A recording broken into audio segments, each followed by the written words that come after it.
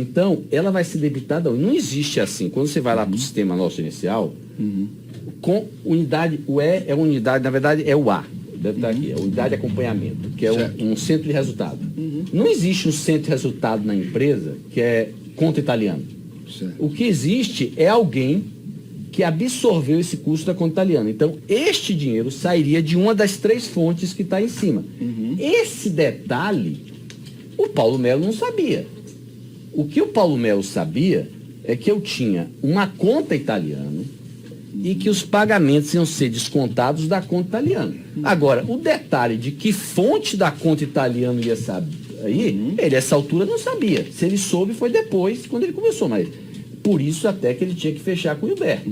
Então, esse nível de detalhamento, realmente, eu não me lembro de ter conversado com ele. Claro. O que eu falei com ele foi que eu tinha uma conta italiana e que o valor ia ser descontado da conta italiana. Claro. E para fechar aqui, só para finalizar, aqui quando o senhor responde a Paulo Melo, o Duraci, Gilberto, Luiz Eduardo e Paul, ou seja, 2 pessoas que não são do setor de operações estruturadas, o senhor responde de uma forma cifrada. É uma conta que a HS mantém e debita 3 fontes distintas. Por que o senhor usou isso aqui e não falou italiano? Óbvio que, senhor César, óbvio que quando a gente está falando de uma coisa que não é propriamente correta, nós sempre falamos de modo cifrado. Então, aqui vai ter isso, em outro vai ter o italiano.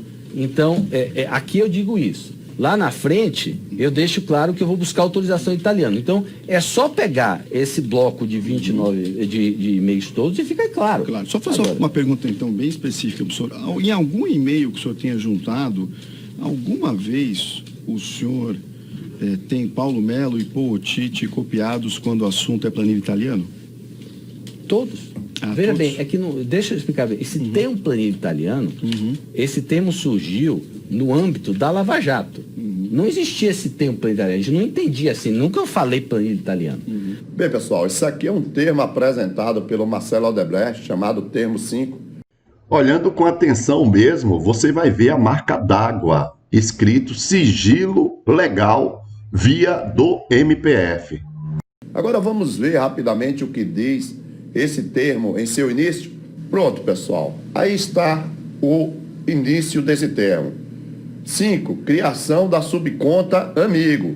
Provisionamento de 35 milhões para gastos, despesas para o ex-presidente Lula. Negociação intermediada por Palocci.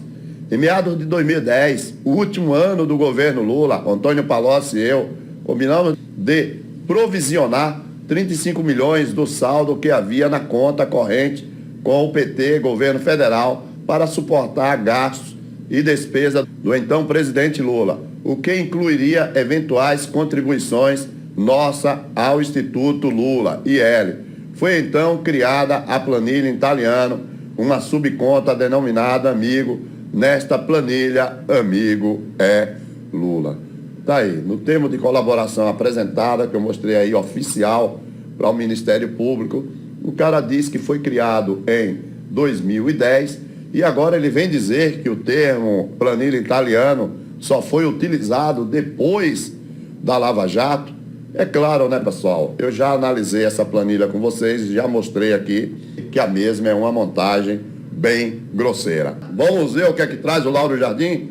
Aos mais próximos, Marcelo Odebrecht tem dito que as condenações do Lula serão anuladas, mais cedo ou mais tarde. Por quê? Marcelo Odebrecht justifica essa decisão dizendo que as provas que ele próprio apresentou à Justiça mostram que o dinheiro usado para beneficiar Lula não foi desviado do contrato conforme a construção de denúncia, e sim do caixa da Odebrecht para o pagamento de propina. Cabe salientar que essa prova não existe, é mentira, não existe nada lá que prove que o Lula sabia ou recebeu alguma coisa. Mas, de qualquer maneira, para a gente, o que interessa aí é que o Ministério Público apresentou uma determinada denúncia e o Lula foi condenado de forma criminosa, sendo que essa denúncia fosse comprovada, como acaba de afirmar o próprio Marcelo Odebrecht. Esses 3 trechos que são assim fantásticos. Vamos lá. Diretamente com o presidente Lula, então o senhor nunca lidou? Olha, a responsabilidade da relação e de todas as tratativas do presidente Lula sempre foi meu pai. Eu nunca participei de uma tratativa envolvendo o presidente Lula. E naquelas conversas de meu pai com o Lula, em que eu estive presente, nunca se tratou de nada disso. Veja, tudo que eu sei sobre Lula, tudo que eu soube sobre Lula, envolvimento de Lula, era fruto do que meu pai, em grande parte, Alexandrino ou Palocci me falaram. Até se os meus e-mails corroboram bem isso, porque nos meus e-mails está claro que é. Meu pai me falou, o Alexandrino ou Palocci. Então, veja bem, eu não tenho condições de dizer, eu tenho condições de dizer o que meu pai me disse, o que está lá nos e-mails, o que o Palocci me disse.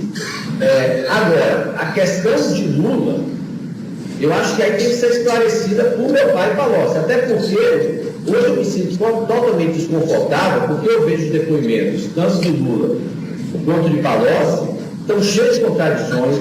Meu pai já disse que falava para mim uma coisa e falava para Lula outra. Meu pai se esqueceu, disse que esqueceu de tal coisa. Então, veja bem, eu acho, minha opinião é que é tremendamente injusto, certo? Se fazer qualquer espécie de acusação ou condenação de Lula sem que se esclareça as contradições dos depoimentos de meu pai e Palocci. Como eu disse, eu não tratei com Lula, tudo que eu soube de Lula foi através de Palocci, meu pai, e por Alexandrino, e os depoimentos deles estão cheios de contradições.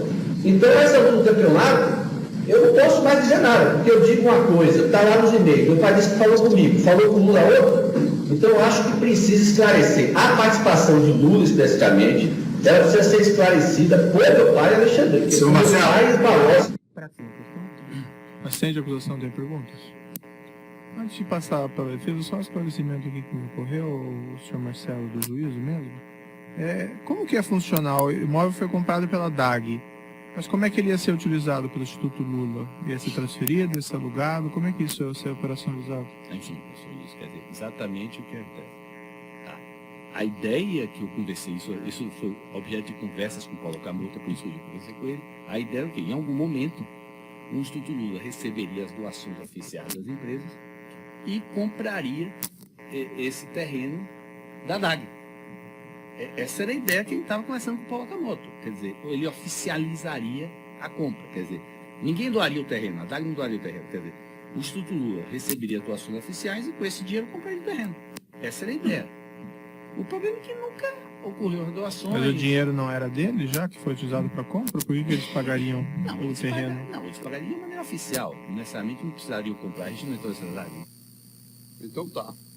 Você vai receber uma propina e depois você vai pagar aquela propina de forma oficial. Gente, isso aí é o suficiente para esse caso acabar. Essa perseguição ao Lula chega às raias da loucura. Mas eu volto a repetir. Essa perseguição só está acontecendo por causa dos crimes que eles cometeram no início e agora eles estão tentando condenar de qualquer maneira para tentar minimizar os crimes que eles cometeram contra o ex-presidente Lula, contra a saudosa dona Marisa, contra o advogado Roberto Teixeira, tá certo? E vejam bem, contra todos os acusados, porque esse negócio do Ministério Público, da Polícia Federal ter acesso ao sistema do Odebrecht, inclusive poder alterar, tá certo? E nunca ter permitido a defesa ter acesso, é mais um crime. Você me trazer isto, eu não tenho nem como, mesmo que eu quisesse negar, eu não tenho como negar por todos esses ativos intangíveis de mais de 20 anos de convívio com o presidente. Pessoalmente ao presidente, esse foi a única retribuição? Eu diria que ele nunca, pessoalmente, pediu nada. Tá. Nunca.